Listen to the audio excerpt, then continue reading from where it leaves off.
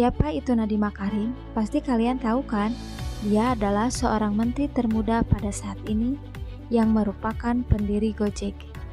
Lahir pada tanggal 4 Juli 1984 di Singapura.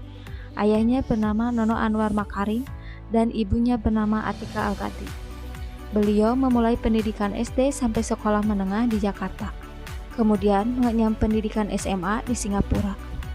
Melanjutkan pendidikan sarjana di International Relations di Brown University, Amerika Serikat.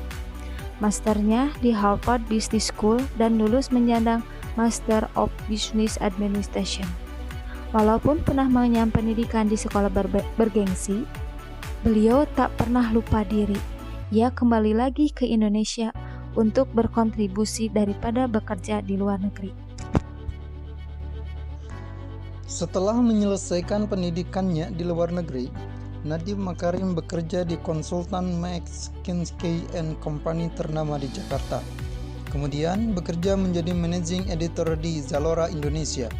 Setelah keluar dari Zalora, ia bergabung dengan perusahaan Chief Innovation Officer Kartuku dan berbekal pengalamannya di perusahaan besar tersebut dan kecintaannya terhadap jasa ojek, akhirnya Nadiem Makarim memutuskan untuk mendirikan Gojek pada tahun 2011 dan aplikasi ini berkembang pesat sampai saat ini.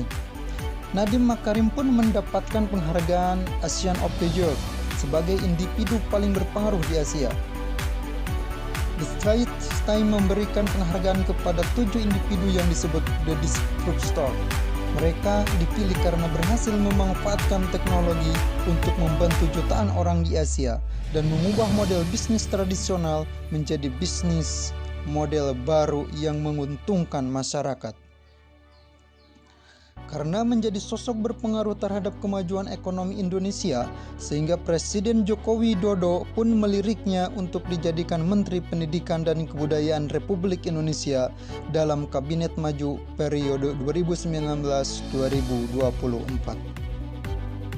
Sebagai Menteri Pendidikan yang memiliki nilai-nilai akuntabilitas, sebagai contohnya Nadiem Makarim melakukan berbagai kebijakan di dunia pendidikan, diantaranya 1. Kebijakan Merdeka Belajar, di mana beliau menghapus UN dengan asesmen kompetisi minimum dan survei karakter. 2. Kebijakan PJJ, dari rumah selama pandemi COVID-19. 3. Kebijakan BOS untuk kesejahteraan guru honorer. 4. Kebijakan kuota gratis untuk siswa, guru, mahasiswa, dan dosen selama pembelajaran PJJ.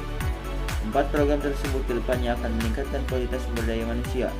Seperti di masa pandemi ini, beliau mencanangkan pembelajaran jarak jauh. Dalam pekerjaan beliau selalu akuntabel, bertanggung jawab, dan berkontribusi aktif dalam mendukung pembangunan untuk memajukan negara Indonesia.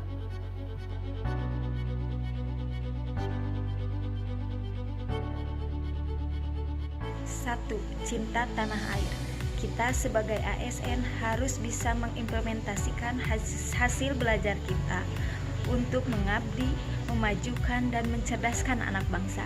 Kedua, kita sebagai ASN harus bisa menciptakan inovasi baru yang berdampak positif demi kemajuan bangsa. Kita sebagai ASN harus dinamis dalam mengikuti setiap perkembangan zaman. Kita sebagai ASN harus rela berkorban, meluangkan waktu, tenaga, dan pikirannya demi kemajuan bangsa Indonesia. 5. Kita sebagai ASN harus memiliki sikap profesional, toleransi, tanggung jawab, adil, dan transparan. 6. Kita sebagai ASN harus menjadi figur teladan bagi masyarakat. Demikian pemaparan dari kami, kurang lebihnya mohon maaf. Wassalamualaikum warahmatullahi wabarakatuh.